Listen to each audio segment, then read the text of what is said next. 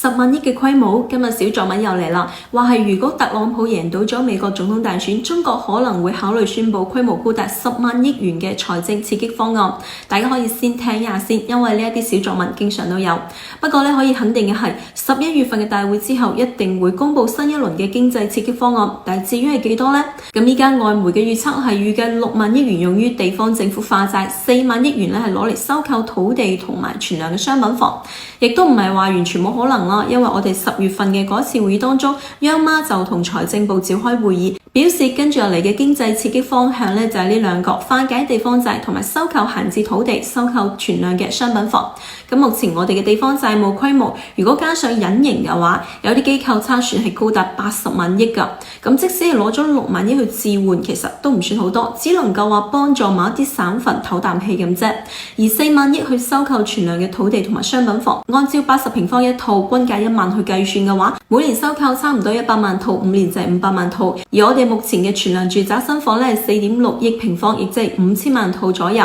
所以呢一個刺激方案應該係話啱好可以托住房地產嘅底。咁化債咧同埋央行落場收購存量商品房，其實就係相當於央行源源不斷咁樣去印錢，去接手地方嘅債務同埋幫手消化房地產嘅泡沫。咁呢一個過程咧就係變相咁樣將債務轉移到中央嘅債上面。咁點解而家要咁急呢？因為最近有多個部門都公布咗3季度嘅數據。第一個係財政部，1至9月份全國嘅一般公共預算收入16.3萬億元，同比下降2.2%，其中稅收收入係下降咗5.3%。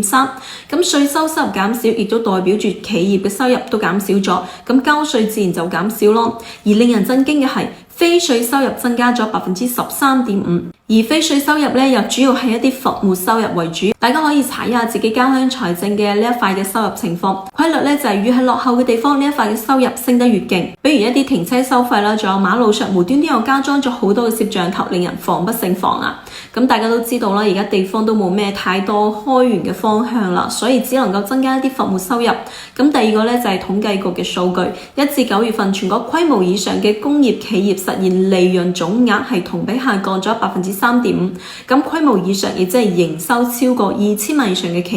業，1至9月份同比下降3.5%。但係如果我哋單拎9月份出嚟嘅話，會發現利潤係同比下降咗27.1%啦。咁以上呢啲數據都非常關鍵，因為呢個意味着今年嘅前3季度企業都冇點揾到錢，相比舊年嘅利潤仲大幅下降咗，尤其是國有企業。咁今年國有企業之所以艱難，係因為有太多嘅賬款都收唔翻嚟。